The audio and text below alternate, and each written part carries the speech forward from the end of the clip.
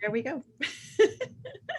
Thank you so much. I gotta say, I am so excited to be here tonight. I am excited about the work that Grit and Grit2 is doing. And I wish there were organizations like this around the globe. Not only am I hoping that the information that we talk about tonight is going to be helpful, but I think it's timely.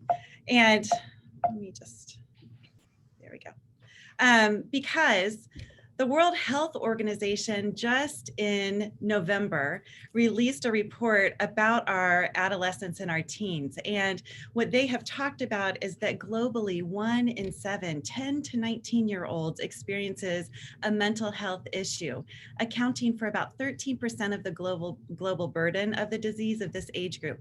So depression and anxiety, behavior disorders, all of those are on the rise. I see it in my own practice in Indianapolis. What's also striking is that suicide is the 4th leading cause of death among 15 to 19-year-olds.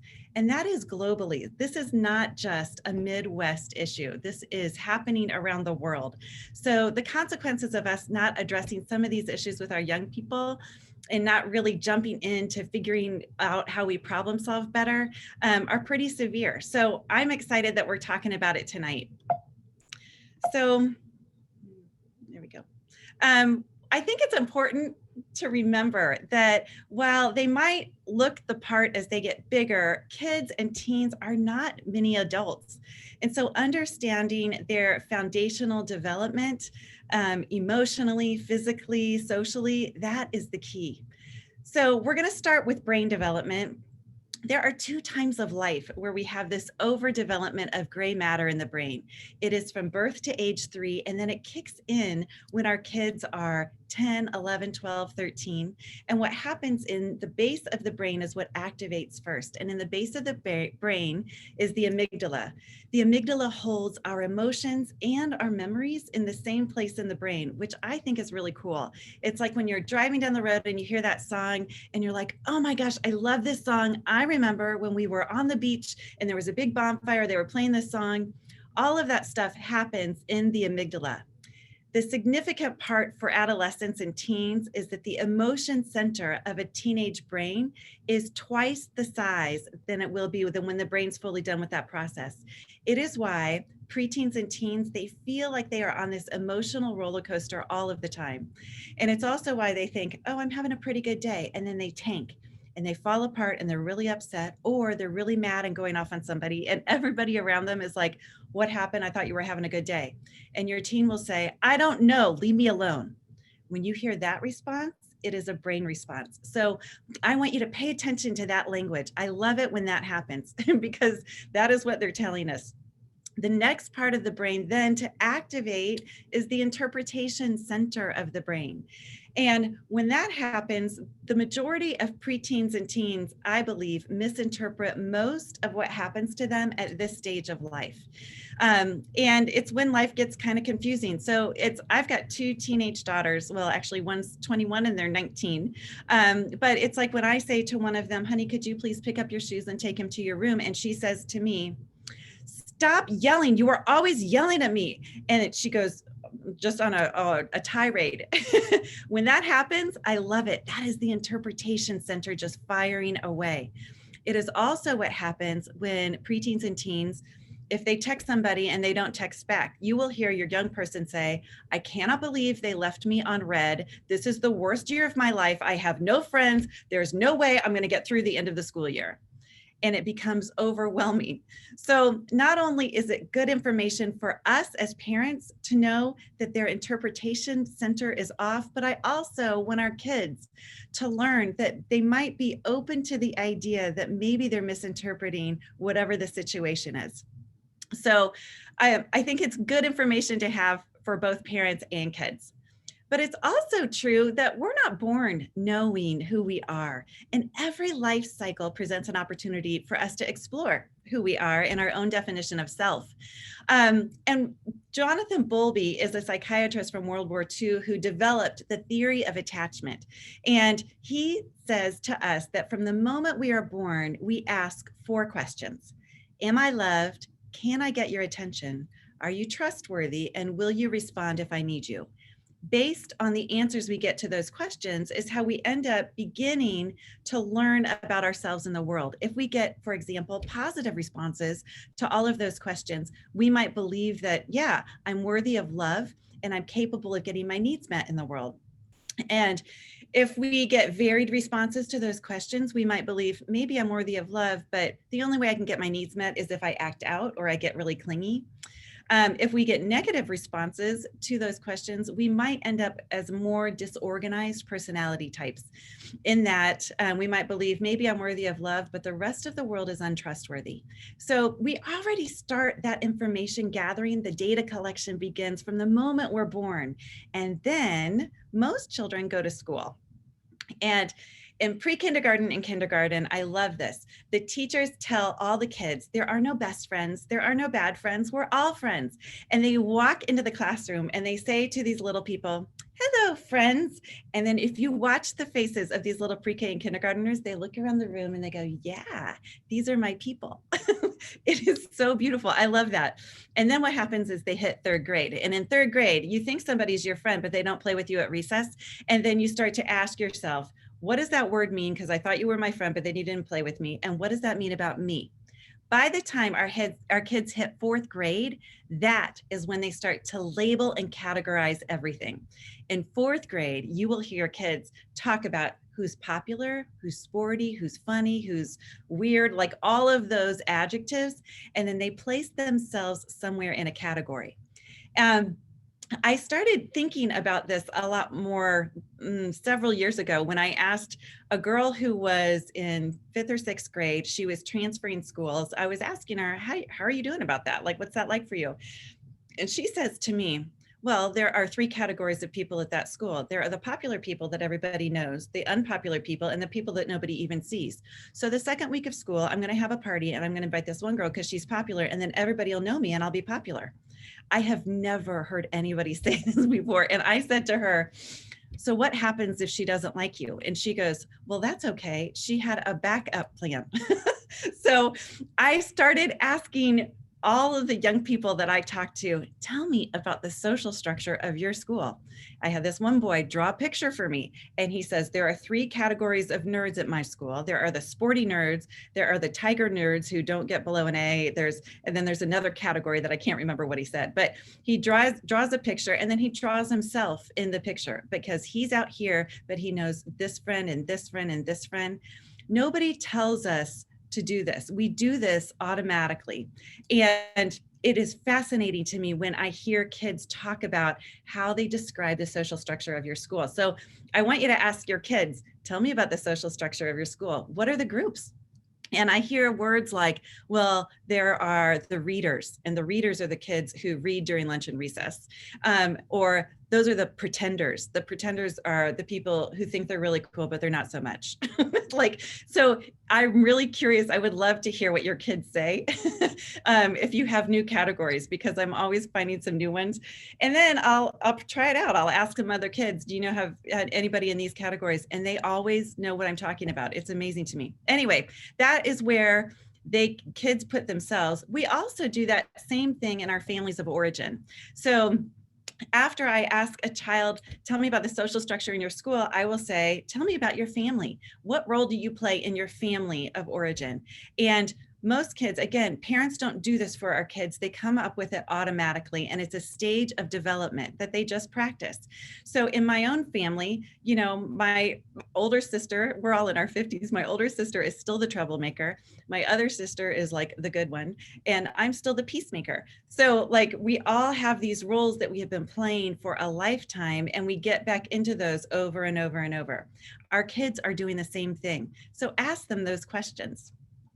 By the time our kids are teens, they start trying out stuff. So they try out language and mood and makeup and clothing. And it is when a lot of parents get really scared of the adolescent years, but it's one of my most favorite times of life because you watch what is happening and they are pretty external about what their internal work is about. All of this begins then to form the emotional script.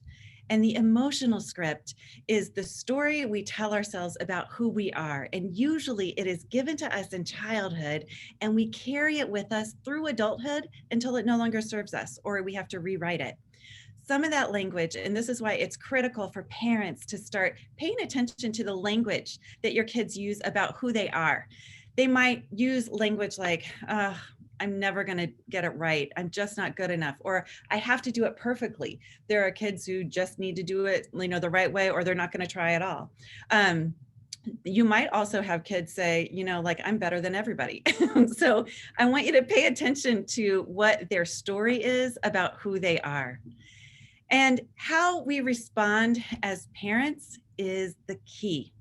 And there are two phrases that I think are so helpful when we're talking about adolescent brains. Meta-level communication is talking about what happens in the room. You take away the secrets in the room. If you remember when you guys were in school and there was a kid that was called out into the hallway, and the teacher kept trying to teach, but every kid in that classroom was thinking about the kid who's getting in trouble or something's going down in the hallway, and they do not pay attention to what's happening with the teacher. If schools would do that differently, if they came and said, okay, Johnny, you have a dentist appointment, I'm going to take you out. That is meta-level communication. You talk about what's happening in the room. So there's not a lot of guessing. It's just what's happening in the room. And it also alleviates some anxiety. So the phrase that I love the most is the phrase, I notice. And I love that because we can notice everything about our kids. We can notice what they're wearing, what they're eating, who they're with, all of that. And then follow it up with an I wonder question. I wonder is much more, it is not a directive. It doesn't assume a right answer. It's much more permission giving. And you've kind of opened that door for your preteen or teen to walk through because you're just wondering, it's no big deal. And they don't get as reactive or defensive when you use the phrase, I wonder. So we're going to put this in practice. And I'm going to show you this example of a real life daughter that I have. Of the teenage girl who comes home from school and she's angry and she stomps upstairs and slams her door. Now, some parents are going to be like, yeah, I'm not going to touch that till she cools off. But the meta-level parent will go up and knock on the door and say, hey, you know what? I noticed when you came home from school today that you stomped upstairs and slammed your door. I wonder if you want to talk about what happened at school today. Now that girl might say, no, leave me alone. Or she might say, yeah, you wouldn't believe what just happened to me, da, da, da, da. Either way, she was seen and she was heard. And that is the gift that we are giving our young people when we use those phrases. So it can be helpful too to remember that our kids have 3 jobs, just like we have 3 jobs as parents. The jobs of our kids are, their number 1 job is school. Every school age kid in your state, their number 1 job is school. They have to go to school, do their work, and turn it in. Their number 2 job is to work as a part of the family team. So when you as parents ask them to do something, they need to do it. And then I believe their 3rd job is to talk about how they feel. We need to help our kids learn how to talk about feeling stuff because it's how they learn a little bit more about themselves. As parents, our jobs are to keep our kids safe, healthy, and help them find balance until they can do that on their own. And that's what we do as parents. So as when we talk to our kids, we say, okay, if you've been outside all day, you need to come in. If you've been on your phone all day, you need to come, you need to put the phone down. If you're sleeping too much or not enough, there's a whole bunch of, that's almost all of our language as parents comes down to those 3 things. And I want you to listen for the language of your kids in terms of what they begin to notice about themselves. As soon as you have a kid say, oh, I need to put my phone down because I just realized I'm feeling out of balance, that's going to be huge for you because they have learned how to regulate and keep themselves in balance, and you're not going to have to do that part for them.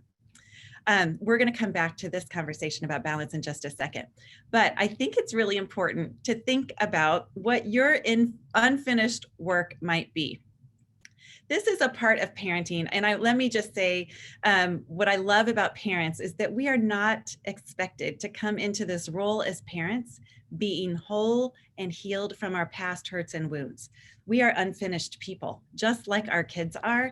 And often we get triggered by whatever it is our kids are going through, like when we were that age. So I want you to think about what your unfinished work is, what you were like as a young person, or what your relationship might have been with your parents or your friends in school, and how you felt about yourself.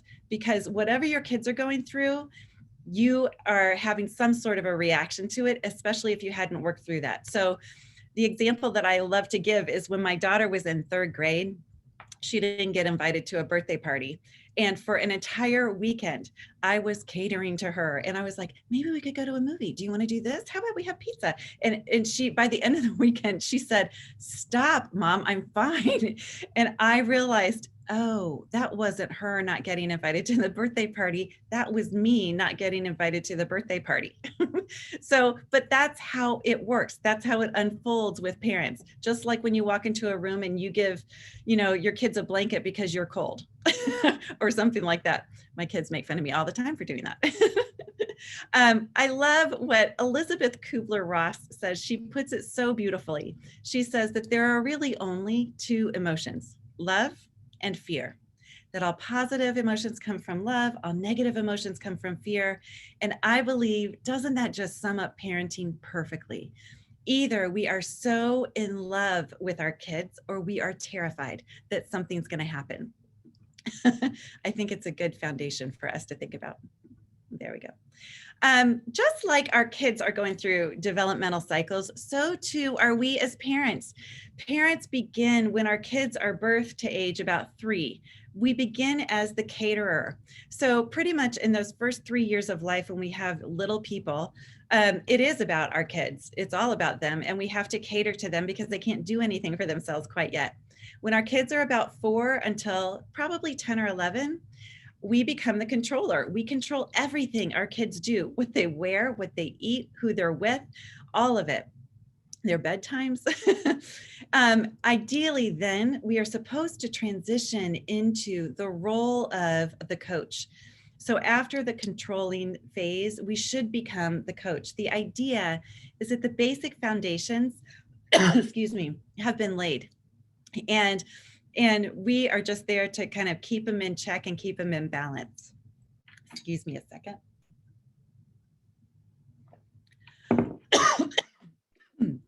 So, and then after the coaching phase, there's another clever C word that I forget, but it's the young adult phase where we rewrite our parent-child relationship once again.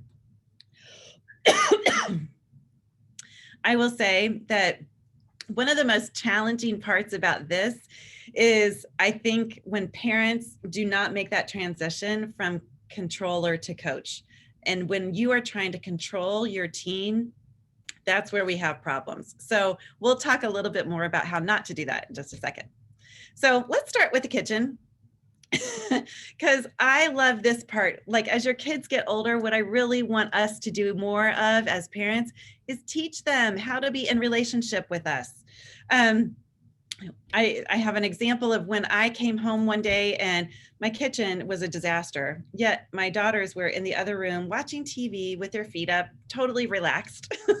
And I started to feel it, and I could feel it elevating for me. And I walked into the living room, and I said to my girls, I need to tell you what's happening with me. I'm feeling like I am in this on my own, like we're not working together on the same team and we're not on the same page, and I need some help. So here's the help that I need. And then I listed 3 things right off the top of my head. I said, I don't care who does it. I just need somebody to do that. Now, if my daughters responded to me, which they did, if my daughters respond to me, then I feel good. I feel like, okay, good. We have a good relationship. If they blow me off, it's about me. It's not about the kitchen. It's about me feeling blown off. And what's so interesting to me is sometimes parents, but often kids, want to make it about the thing. So when we say, when you're on your phone and you're blowing me off, that's a problem for me. They want to make it about the phone. It's not about the phone. It's about me feeling blown off. It's about the relationship. That's where we need to really, I think, shift our language in terms of how we develop a really healthy relationship with our kids as they get older. when they make it about the thing, the kitchen, the room, the car, the phone, whatever, then it loses, you're still in the controlling phase. But when they make it about mom is upset or we're not on the same page, then it's about the relationship. So the language is important, I think, here. Speaking of language, this is one of my most favorite things. So there is a guy named Gary Chapman who wrote a book several years ago called The 5 Love Languages. And he wrote this book originally for couples, and then he followed it up. One book for the 5 love languages for children, and one book for the 5 love languages for teens. And they all say something similar. What he says is that there are usually 5 love languages, and we usually have our top 2 that are higher for us. Everybody's is different. Physical touch people, they need lots of hugs and kisses to know that you love them. Quality time people, they don't need a lot of talking. They just need to hang or do something that's kind of fun. Gifts people can be misunderstood. It is not necessarily about materialism. It is about the symbol. So if I have a friend and I gave her a rock and I said, this rock symbolizes how you ground me in our friendship and I just love you, she will keep that rock forever if she is a gifts girl, if she's a gifts person. Acts of service people, if you do something for me, then I really interpret that you love and care about me. And words of affirmation. If I hear you tell me that you love me, that I'm okay, that we're in a good space, then I feel really loved and supported. You can go online and take the 5lovelanguages.com, do it with your kids and also yourself. I think it's so important for all family members to know what your love languages are. Every family member in my household, I have their results in my phone. And when I feel disconnected from one of them, I'm going to look at my phone and remember what one of their love languages are and respond to them based on their love language. My older daughter, she's a words girl. And if I feel disconnected from her, I'm going to stay up an extra hour just talking to her because that's how we get closer. That's how we reconnect. My younger daughter could care less what I have to say. She's going to do whatever she wants anyway, but she's a quality time person. So I have to know when she and I are going to get together. So that is how, like, we're going to go to an art show or we're going to go out to dinner or we're going to do something like that. But she's not going to sit there and get all chatty with me. I am more and more in my life. I think I'm an acts of service person. So when my kids emptied the dishwasher for me without me having to say anything, I'm like, oh, they really love and care about me. It meets all of my needs when that happens. So I want you to know why those are important. And I also want your young people to know it's really helpful for kids to understand why they get reactive in the world. So when I have a kid come in and they're worried about, friends or peers, and we do their love languages, I'm like, oh, does this make sense to you? You're a quality time kid and you didn't make the team or you didn't get invited to the party. That's hitting you hardest at your love language. So what I want quality time kids to know is how to have lots of different groups of friends around them, because when one group's not working out, I want them to know how to love and take care of themselves and reach out to somebody else. Physical touch kids, I want them to learn how to ask for lots of hugs and kisses. They like to wrestle and tumble and they like high fives. That feels really good to them. Acts of service kids, that's going to mean something if you take them to the birthday party or take them to the movies or clean their room or something like that. Words of affirmation kids, they need to hear you and they will problem solve when you talk through things. So it's really important. Sometimes I think it's helpful when you learn your child's love language and you have to offer a consequence for your kid. You want to do it so it meets them at their love language. They need to feel the consequence. And often if you do it according to their love language, that's when it's going to register with them the most. They're going to get it. It's going to hit home. So let's now kind of talk about the hard stuff. The hard stuff that I'm talking about is stuff like suicide and self-harm and depression and anxiety. All of this is on the rise with our young people. But it's important to check yourself as parents because many of us make the mistake of just dismissing our young people because of our own discomfort And because I hear some family members say, you know what, if we actually talk about it and say it out loud, then it might actually be true. So acknowledge right now that it might be difficult to have conversations. But what I will offer is that often when we create the space as parents to allow our teens just to say what they're feeling, and then they get to feel heard by us, they start to feel better. So that really small step can be so monumental for them. And then we want to help our kids use these tools to help them develop more insight, awareness, and understanding into their own thoughts, feelings, and behaviors. So a good way to enter into it might be, as we're using our language of meta-level communication, might be, you know what? Something I noticed that I've been thinking about. When we use the phrase I notice, it's not necessarily what we only notice about our kids. We can notice what's going on with us too. And sometimes that feels much less threatening for a young person than if we're just noticing about them all the time. You might say something to them like, you know what, something I've been noticing about you, or I'm kind of worried about this, or something I just heard recently was, that suicide's on the rise. I wonder what you think about that. When we say to our kids, teach me what it feels like to be you, because nobody else knows what it's like to be you in our family or lately, they feel a huge sense of empowerment. They get to be the teacher. But it's so true. I don't want to assume as parents that we know our kids. They're going to teach us so much about what they're learning about themselves if we give them the platform to do it. So using I wonder might sound a little like, I wonder what life feels like for you in high school or in our family. I wonder if you and your friends ever talk about depression or feeling anxious, or if you've ever thought about suicide, or if anybody's ever talked about that. What I will tell young people is that the developing adolescent brain is never expected to handle issues of health and safety and life and death. And those are going to be great times to go to somebody who has their prefrontal cortex. And I tell young people, if you had to tell me 3 adults in your world that you trust, who would they be? Often they might say mom or dad. I want them to think about like that teacher or a coach or an extended family member or grandparent. When they are able to come up with 3 people that they can go to, it's critical, because I want those people to know who they are, because when your kid says, I need to talk, they really need to talk. But I also want young people to know they are not expected to save each other, but that's their natural response when a friend is hurting for a lot of preteens and teens. So opening the door by using noticing and wonder might be really helpful language and a good conversation starter for them. I want to say too that not everything that your kid is feeling qualifies as a disorder. Sometimes it's just plain old natural development. But the kids that come in to see me, I love this part. When they worry about if they're depressed, they will already have self-diagnosed themselves because of all of the social media and information that's out there. So here's what I hear a lot of.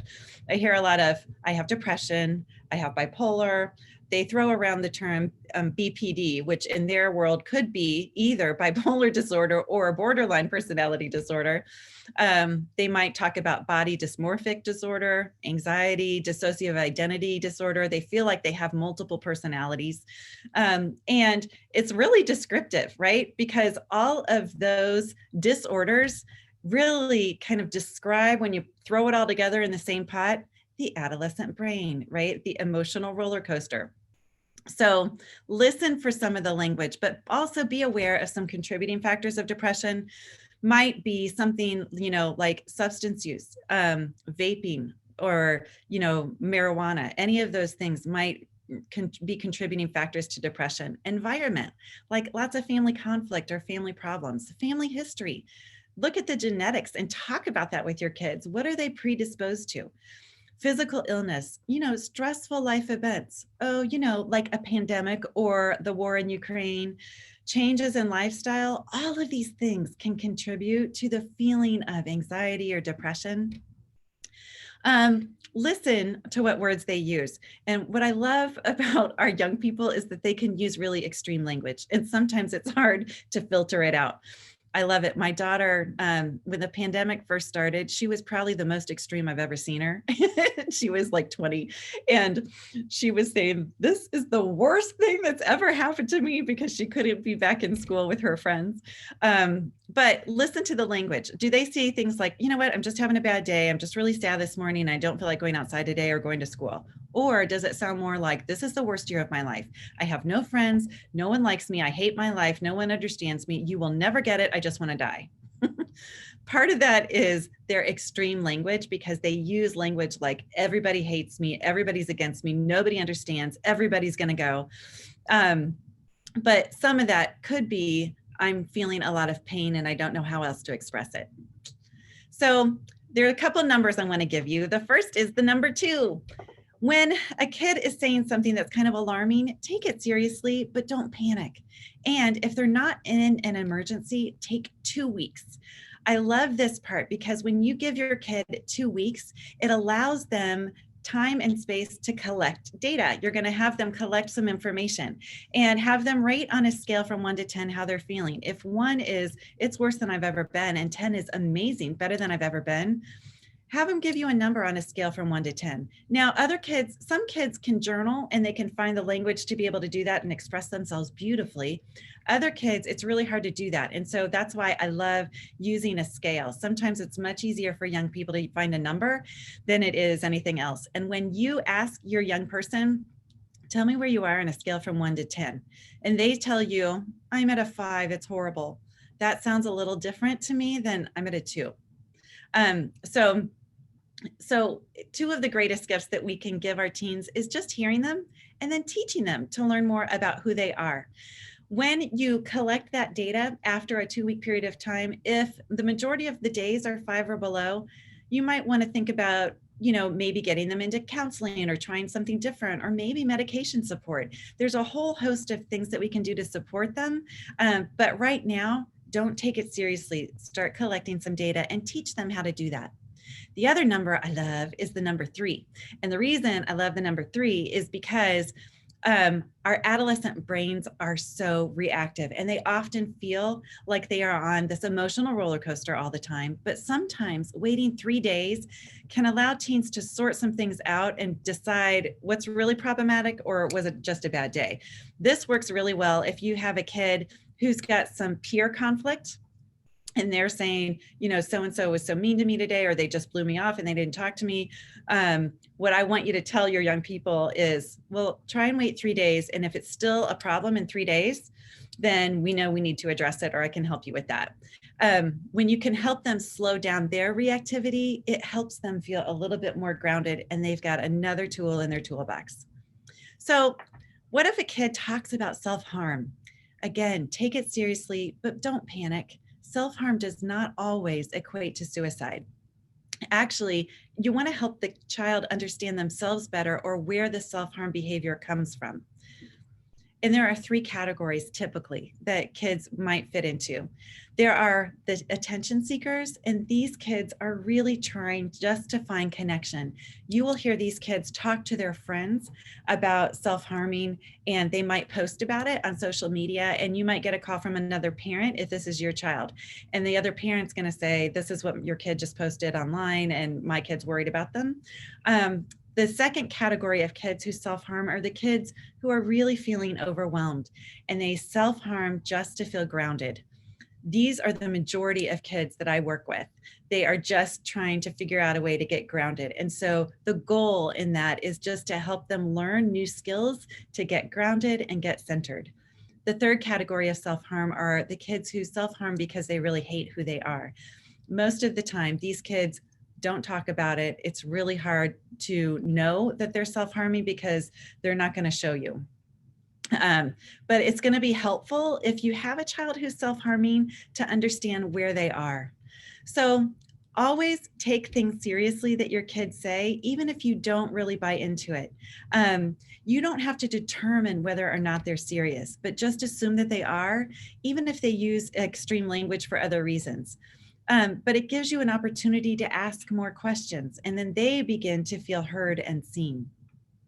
I love the rating scale again, because it's going to give you more information. If we were talking about suicide, then I want you to like set up your own scale. It doesn't have to be just this, like the way that this one is, but often if I have a child come in and say, oh, like I feel, some kids are going to say, I have so much homework, I just want to die. And other kids are going to say, this is the worst year of my life, I don't think I can make it another day. I want you to know that you don't have to distinguish which kid is actually serious about suicide. So I would say, so kiddo, I wonder where you might be on this scale. If 1 is, I'm totally fine and peaceful, and that 10 is, I'm about ready to jump off the bridge, I wonder where you are today. So do you notice the noticing and I wonder? And if they say, you know what, I'm at a 3 or a 5, then pay attention, keep checking in. If they start to say, you know what, today's a 7, I'm at a 6 or a 7, then I want you to implement a positive self-care plan and watch their favorite movie, or have a favorite meal or do game night. This is where learning their love language, meeting them at their love language can be super helpful. So quality time kids are going to love a game night or a movie. Physical touch kids are just going to need you to hold them, maybe. Word kids might need to just talk through some things, and that's really going to help them feel supported. Do you see how it all connects? The love languages, what the kids are telling you. If your child says, I'm at an 8 or a 9 or a 10, don't leave them alone. It might be time to take them to a hospital or get them an assessment or an evaluation. It also helps them learn that you are taking it seriously. I love what Dr. Andrew Weil says. He talks about the word happy. And we use this word all the time, and our kids use this word. We say to our kids, I just want you to be happy. And the kid says, I just want to be happy. And what we realize that Dr. Andrew Weil tells us is that happiness is just an emotion on a continuum of emotions. And on one end of the spectrum is pure joy and ecstasy. And on the other end of the spectrum is deep sadness. And every emotion that we have is on that continuum somewhere. And as humans, we are supposed to touch and feel each one of them. We're just not supposed to stay in any one category. So I think it's important to understand what the word happy means. It's great to be happy. We're not supposed to be happy all the time. Have your kids develop their own self-care practice and then model one for them. I love using all 5 senses to help them get grounded. So you ask them, what brings you comfort and calm to touch and feel, to see, taste, hear, and smell? You might have a signal or a word or a phrase that you use with them to help you understand if they are needing some more support. Use their love language, remember their brain development. I will say it's kind of funny in my household, when my daughter's self-care practice is that she will come home and take a really hot shower for 2 hours with really loud music, and she's going to light 5 candles. I know it's been a bad day when it's a 5 candle night.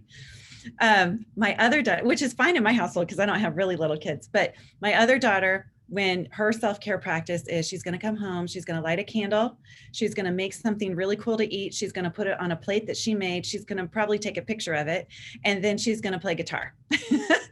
My self-care practice is I go home and have a hot shower, I light a candle, I love warm things, so I have like my little heating blanket with me all the time. If it's been a really bad day, then I'm going to change my sheets because I love fresh laundry smell.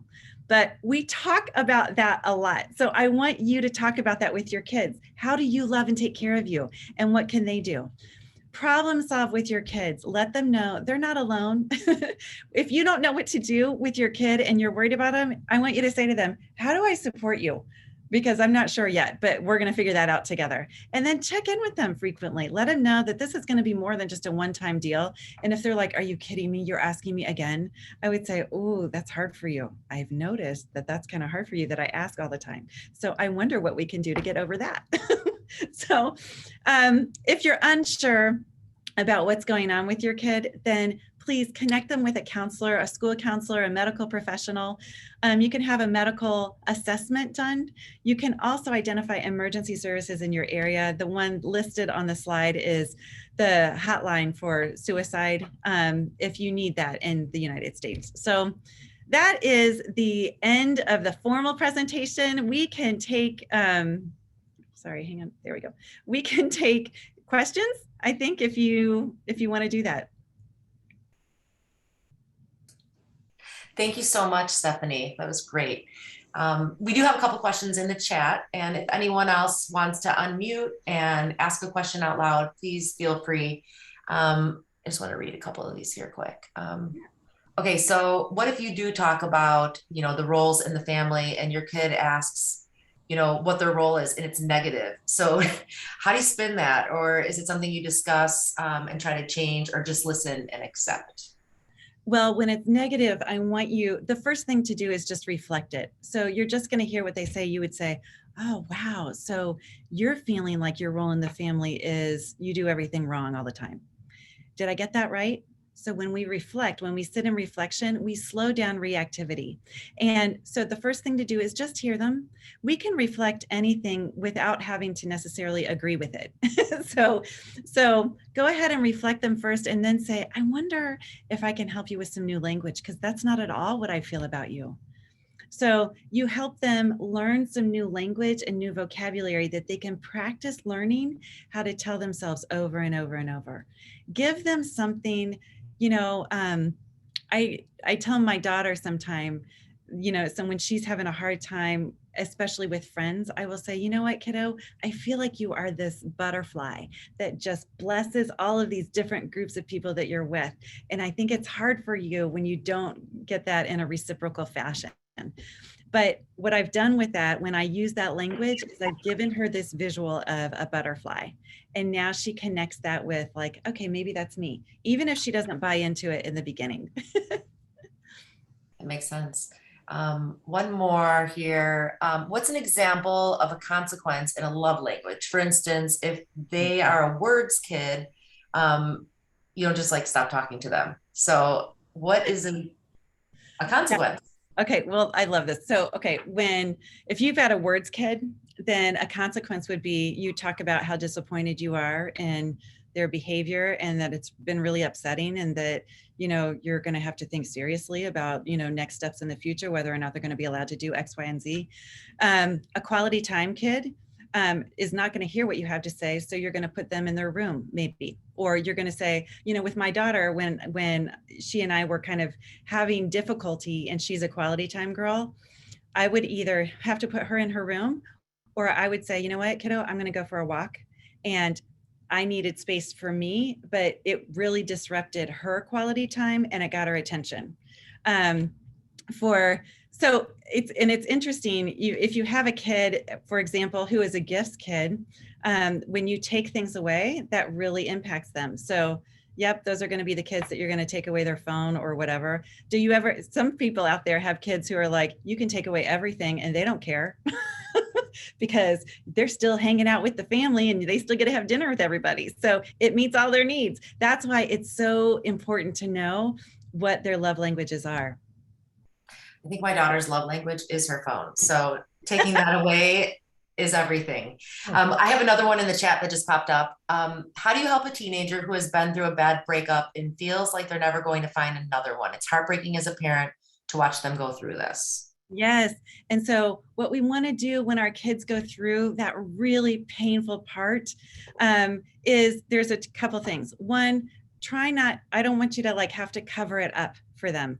So they're going to feel the way they feel. And what we want to do is say, oh, kiddo, and you're going to reflect. You're going to say, that is so painful.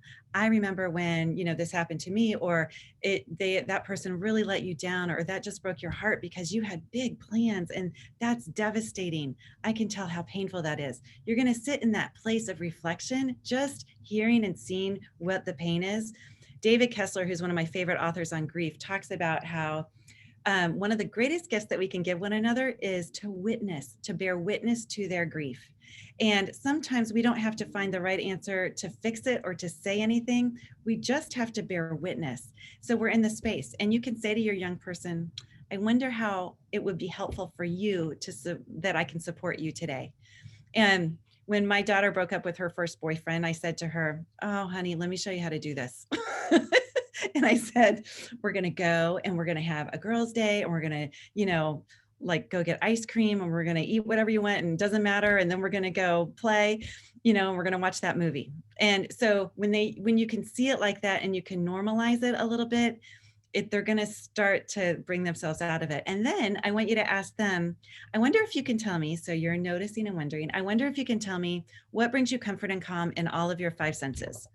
And then you're going to help them learn how to love and take care of themselves when they are feeling hurt and wounded.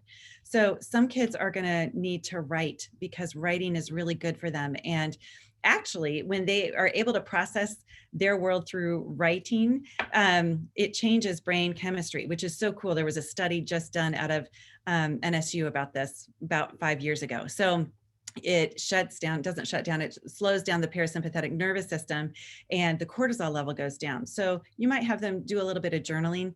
The goal always is to help them shift out of their amygdala, the emotion center of the brain, into the prefrontal cortex. That's what the 5 senses do. That's how we ground. So anytime your child's feeling any kind of way, whether it's about a breakup or a bad grade, or they didn't make the team or didn't get invited somewhere, or they're upset with you, teach them how to shift from the amygdala into your prefrontal cortex. That is what is going to help them get grounded and stay present. That looks like that's about everything in the chat. Does anyone have any questions for Stephanie?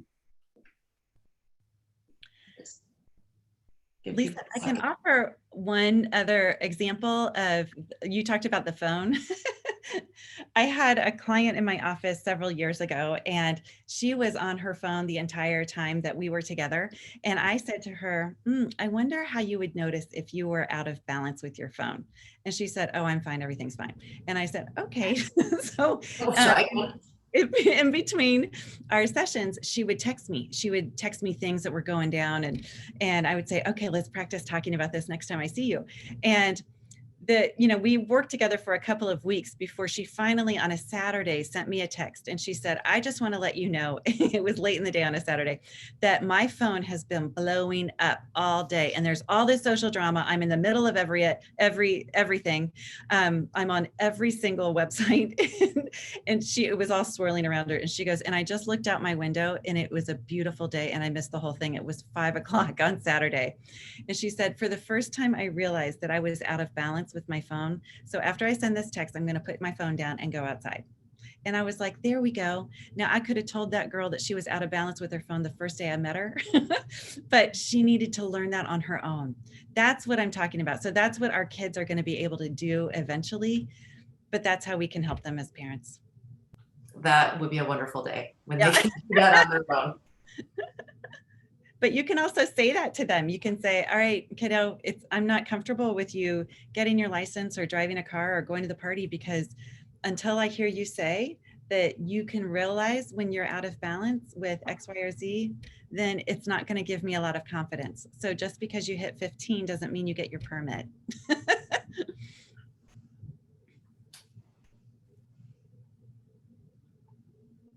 Anybody? Well, it doesn't look like we have anything else in the chat. Thank you so much, Stephanie, for joining us and sharing all that. I think there's so many practical tools and tips. I've listened to you talk before and I just had so much to take away again. So thank you. Thank you. It's been such a treat for me to be able to spend the evening with you guys. And I'm looking forward to hearing any more questions you come up with later. One other thing, do you want to give out your email for anyone who wants to write it down, or just give it and then I'll put it in the chat and then it will go to everyone who was registered? Is that okay? Absolutely. If they want to get in touch with you offline?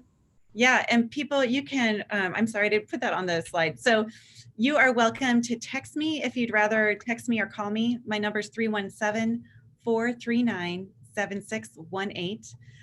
You can also shoot me an email at Stephanie, STEPHANIE, at Burrhaus, BURRHAUS.hush.com. Thank you. Have a great night. Thanks everyone for joining us. Thanks, Enjoy everybody. the weather. Bye-bye.